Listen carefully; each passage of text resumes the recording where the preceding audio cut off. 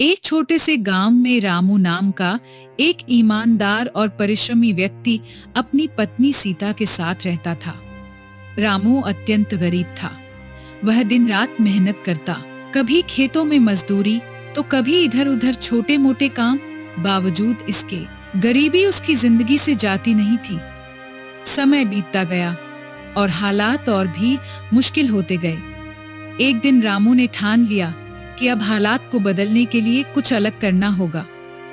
अब गांव में रहकर हम अपनी जिंदगी नहीं सुधार सकते। मैं सोच रहा हूं किसी बड़े शहर में जाऊं, जहां मेहनत के बदले बेहतर पैसे मिलते हैं। यहां दिन रात काम करके भी हम जैसे थे वैसे ही हैं। पर वहाँ का हाल कौन जानता है, कोई मदद करेगा भी या नहीं। मुझे पता है कि यह आसान नहीं होगा, लेकिन कोशिश तो करनी ही होगी। मैं कुछ साल काम करके पैसा जुटाऊंगा, फिर लौटकर यहां अपना खुद का कारोबार शुरू करूंगा। सीता की आंखों में चिंता थी, पर उसने हामी भरी। ठीक है रामू, लेकिन अपना ध्यान रखना। मैं तुम्हारे लिए खाना और कपड़े तैयार कर देती हूँ, कल सुबह निकल जाना। अगले दिन सुबह रामू ने अपनी पत्नी से विदा ली और बड़े शहर की ओर निकल पड़ा। पूरा दिन चलने के बाद वह शहर पहुंचा। वहां उसका कोई जानने वाला नहीं था, इसलिए उसने सोचा, पहले रात बिताने का इंतजाम करना होगा, फिर कल से काम तलाश करूंगा। रामू ने एक घर का दरवाजा खटखटाया। तुम कौन हो और यहाँ क्यों आए हो? भैया, मैं गांव से आया हूं, रात भर रुकने के लिए जगह चाहिए। देखो भाई, मैं किसी अजनबी को घर में नहीं ठहराता। जाओ, कहीं और जाओ। रामू ने कई घरों में दस्तक दी, लेकिन हर जगह से उसे निराशा ही हाथ लगी। निराश होकर उसने सोचा, इस शहर में कोई भी मदद करने को तैयार नहीं है। अगर हमें यहाँ रहने के लिए जगह नहीं मिल रही है तो हमें काम कैसे मिलेगा। रामू की नजर कुछ दूरी पर एक पुराने घर की ओर पड़ी। एक बूढ़ी औरत ने दरवाजा खोला और बाहर आई। रामू ने विनम्रता से कहा, माँ, मैं गांव से आया हूं, कोई भी मुझे रात के लिए ठहराने को तैयार नहीं है। क्या आप मेरी मदद करेंगी?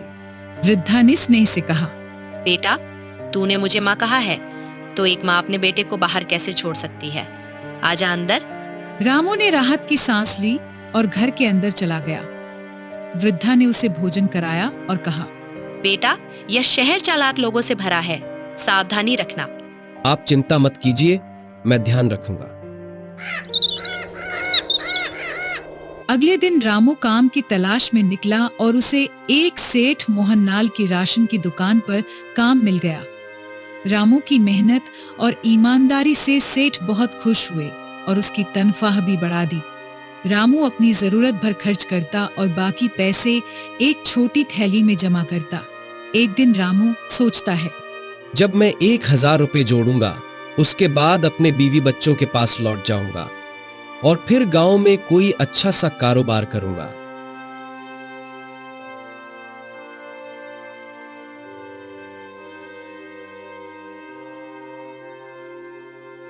कई सालों की मेहनत के बाद रामू ने 1000 रुपए जमा कर लिए। उसने वृद्धा से कहा, माँ, मैं अब गांव लौटना चाहता हूं, लेकिन ये पैसे शहर में रखना सुरक्षित नहीं है। मैं इसे सुरक्षित ठिकाने के तौर पर किसी के पास छोड़ दूंगा। एक काम करो और ये पैसे शहर के सेठ मोहनलाल के पास रख दो। सेठ मोहनलाल के पास तुम्हारा पैसा सुरक्षित रहेगा। जब भी तुम अपने घर जाओ, सेठ मोहनलाल ने पैसे ले लेना।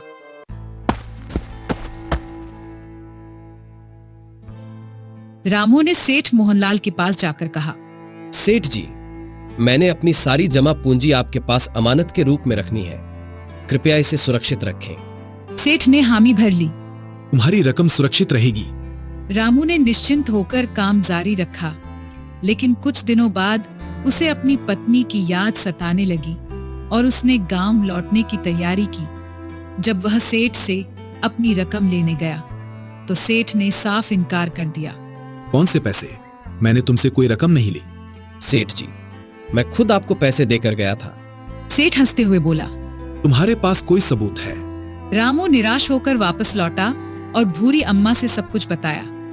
वह दुखी होकर बोली, बेटा, मुझे माफ कर, मैंने ही तुम्हें उस सेठ के पास जाने को कहा था।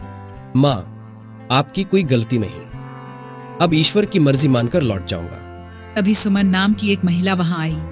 उसने रामू की कहानी सुनी और कहा, मेरे पास एक योजना है जिससे सेठ को उसकी चालाकी का सबक मिलेगा। सुमन ने एक संदूक लिया और रामू के साथ सेठ के पास पहुंची। उसने सेठ से कहा, यह संदूक मेरी सारी दौलत है।